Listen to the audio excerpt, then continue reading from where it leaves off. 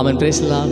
தினமும் இயேசுவோடு இந்த மார்னிங் டிவோஷனில் எங்களோடு இணைந்து கர்த்தரை ஆராதிக்கிற யாவருக்கும் இயேசுவின் நாமத்தினால அன்பின் வாழ்த்துக்கள்.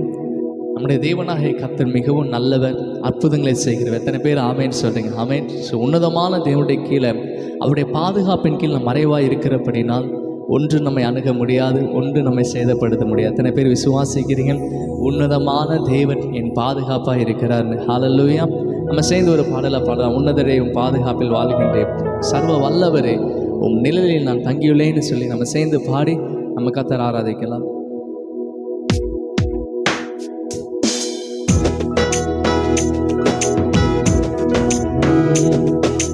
உன்னதரே உன் பாதுகாப்பில் வாழ்கின்றேன், சர்வ வல்லவரே உன் நிழலில் தான் தங்கியுள்ளேன். உன்னதரே உன் பாதுகாப்பில் வாழ்கின்றேன், சர்வ வல்லவரே உன் நிழலில் தான் தங்கியுள்ளேன். புகலிடமே, அடைக்கலமே, கோட்டையே, நம்பிக்கையே. புகலிடமே, அடைக்கலமே, கோட்டையே, நம்பிக்கையே. உன்னதரே உம் பாதுகாப்பில் வாழ்கின்றேன், சர்வ வல்லவரே உம் நிழலில் நான் தங்கியுள்ளேன். பாழாக்கும் கொள்ளை நோய் அணுகாது, வேடரின் கண்ணி ஒன்றும் செய்யாது. பாழாக்கும் கொள்ளை நோய் அணுகாது, வேடரின் கண்ணி ஒன்றும் செய்யாது. காக்கும் அரணீரே என் கேடகமானீரே, காக்கும் அரணீரே கேடகமானீரே.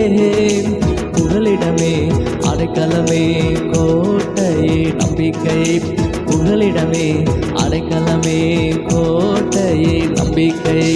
உன்னதரே உம் பாதுகாப்பில் வாழ்கின்றேன், சர்வ வல்லவரே உம் நிழலில் நான் தங்கி. சந்தோஷமா சொல்லாமே, உன்னதமான தேவன் நம்முடைய பாதுகாப்பா இருக்கிறாரு சொல்லி நல்ல விசுவாசத்தோட இந்த காலை நேரத்தில் நம்ம அறிக்கை செய்து சொல்லாமா? உன்னதரே, உன்னதரே உம் பாதுகாப்பில் வாழ்கின்றேன், சர்வ வல்லவரே உம் நிழலில் நான் தங்கியுள்ளேன். மீண்டும் ஒரு பேச, உன்னதரே உம் பாதுகாப்பில் வாழ்கின்றேன், சர்வ வல்லவரே உம் நிழலில் நான் தங்கியுள்ளோம். இந்த ஜெபத்தில் உங்களை சந்திப்பதில் மிகுந்த மகிழ்ச்சி அடைகிறோம். கர்த்தர் மிகவும் நல்லவர். அவர் ஒவ்வொரு நாளும் நம்மை நடத்துகிறார், ஒவ்வொரு நாளும் பாதுகாக்கிறார். இந்த நாளில் கூட தேவன் நம்ம எப்படி தப்பு வைக்கிறார், தேவன் நம்ம எப்படி காப்பாற்றுகிறார், தேவன் நம்ம எப்படி பாதுகாக்கிறான்னு சொல்லிட்டு ஒரு வசனத்திலேருந்து நம்ம பார்க்க போகிறோம். வாசிக்கலாம். வெளிப்படுத்தினல் 3ஆம் அதிகாரம் 10வது வசனம்.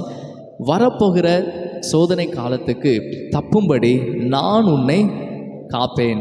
ஆமேன். இந்த வார்த்தை எனக்குரிய வார்த்தைன்னு சொல்லி எத்தனை பேர் ஆமேன்னு சொல்கிறீங்க? நான் விசுவாசிக்கிறேன். வசனம் சொல்கிறது, வரப்போகிற சோதனை காலத்துக்கு நாம் தப்பும்படி அவர் நம்மை காப்பாற்றுகிறார். ஹல்லேலூயா.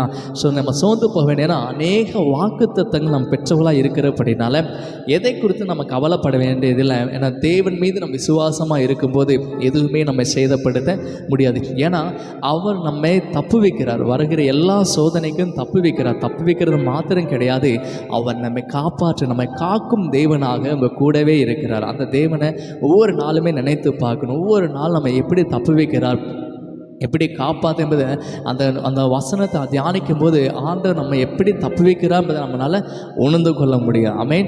ஸோ நமக்கு நல்லா தெரியும், பழைய ஏற்பாட்டின் காலத்தில் இஸ்ரவேல் வாழ்க்கையில், இஸ்ரவேல் தேசத்தின் அந்த ஜனத்துடைய வாழ்க்கையில் எவ்வளோ அற்புதத்தை ஆண்டவர் அவங்களுக்கு செய்திருக்கிறாரு.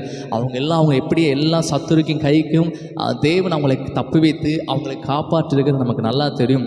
பாருங்கள், எகிப்து தேசத்தில் அவங்க அடிமையாக இருக்கும்போது கானானுக்கு கொண்டு செல்வேன் என்று ஆண்டவர் வாக்கு பண்ணார்.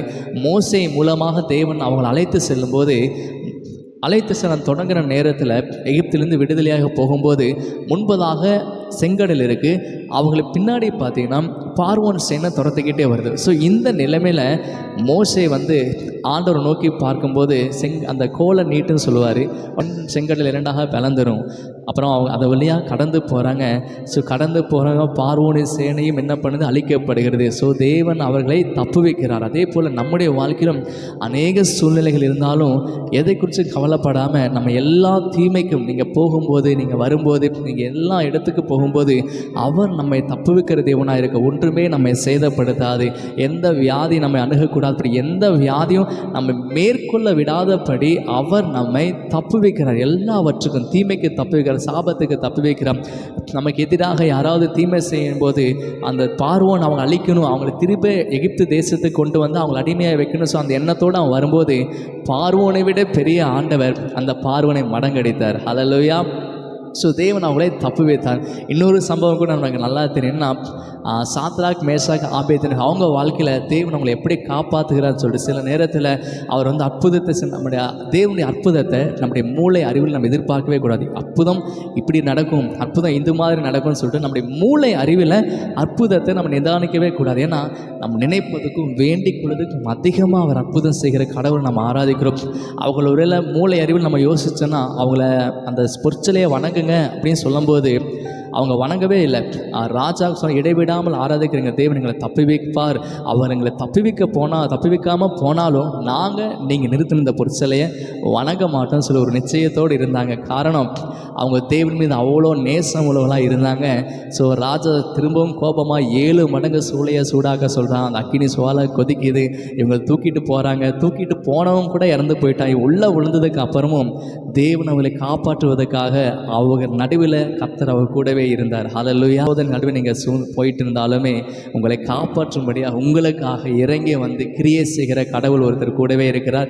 இந்த காலை நேரத்தில் உங்களை சந்தோஷப்படுத்த விரும்புகிறேன். என்னென்னா அவர் நம்மை தப்பு வைக்கிறது மாத்திரம் கிடையாதுங்க, தீமைக்கு தப்பு வைக்கிறது மாத்திரம் கிடையாது. ஒருவேளை வியாதியில் இருக்கிறீங்களா, நீங்கள் சொல்லுங்கள், என்னை காப்பாற்ற, என்னை தப்பு வைக்க என் தேவனாக கர்த்தர் கூடவே இருக்கிறார். இந்த வியாதி எனக்குரியது அல்லன்னு சொல்லி இயேசுவின் நாமத்தை சொல்லி அந்த வியாதியை மாற்றுங்க. அந்த வியாதியில் இருந்து விடுதலை கொடுங்க. விசுவாச அறிக்கை பண்ணுங்கள். நீங்களாம் எப்படியெல்லாம் இந்த உலகத்தில் இருக்கணும், எப்படிப்பட்ட ஆசீர்வாதத்தை சுதந்திரித்து கொள்ளுன்னு சொல்லிட்டு ஆண்டவர் நமக்கு வாக்கு தத்தமாக நிறைய ஆசீர்வாதத்தை வச்சிருக்காரு. இந்த வாக்கு தத்தெல்லாம் அறிக்கை செய்யுங்க. இயேசுவின் நாமத்தில் இந்த வாக்கு தத்தங்கள் அனைத்து எனக்குரியன்னு சொல்லி விசுவாசி அற்புதங்களை பெற்றுக்கொள்வோம். தேவனாக கர்த்தர் நம்மை தப்பு வைக்கிறது மாத்திரம் கிடையாது, நம்மை காப்பாற்றுவதற்காக நம்ம கூடவே இருக்கிறார், நம்மை காக்கிற தேவன். ஸோ அவங்களை எப்படி ஆண்டவர் காப்பாற்றினாருன்னு சொல்லி நமக்கு நல்லா தெரியும். அதே போல் நம்ம எப்படிப்பட்ட சூழ்நிலை இருந்தாலும் உங்களை காப்பாற்றுவதற்காக உங்கள் கூடவே ஆண்டவர் இருக்கிறார். விசுவாசமாக இருங்க, சோர்ந்து போகாதீங்க. விசுவாசிக்கிறவன் பதறான்னு சொல்லி வசனம் சொல்கிறது. ஸோ தேவன் மீது உறுதியான விசுவாசம் இருப்பீங்கன்னு சொன்னால் நிச்சயம் எந்த சூழ்நிலை நீங்கள் பதற மாட்டீங்க. ஏன்னா கர்த்தர் உங்கள் நம்பிக்கையாக இருக்கிறார், உங்கள் பாதுகாப்பாக இருக்கிறார். நம்ம ஜெபிக்கலாமா?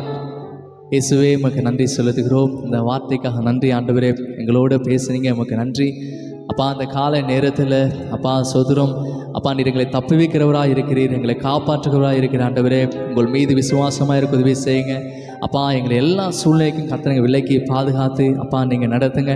இந்த நாள் எங்களுக்கு ஆசீர்வாதமாக இருக்கட்டும், விடுதலை நாளாக இருக்கட்டும் அப்பா. தேவனுடைய ஆசீர்வாதத்தை சுதந்திரித்துக்கொள்ளும் நாளாக அமையட்டும். தேவ பாதுகாப்பு எங்களோடு இருக்கட்டும். இயேசுவின் நாமத்தை ஜெபிக்கின்ற நல்ல பிதாவே, ஆமேன். கர்த்தர் நல்லவர். தொடர்ந்து எங்களோடு இணைந்திருங்கள். நாம் இணைந்து ஒவ்வொரு நாளும் கர்த்தரை மகிமைப்படுத்தலாம். நம்ம சேர்ந்து சொல்லலாம், என் ஆத்மாவே கர்த்தரை ஸ்தோத்திரி, என் முழுமே பரிசுத்த நாமத்தை ஸ்தோத்திரி, என் ஆத்மாவே கர்த்தரை ஸ்தோத்திரி, கர்த்தர் சகலமானவாதே, ஆமென்.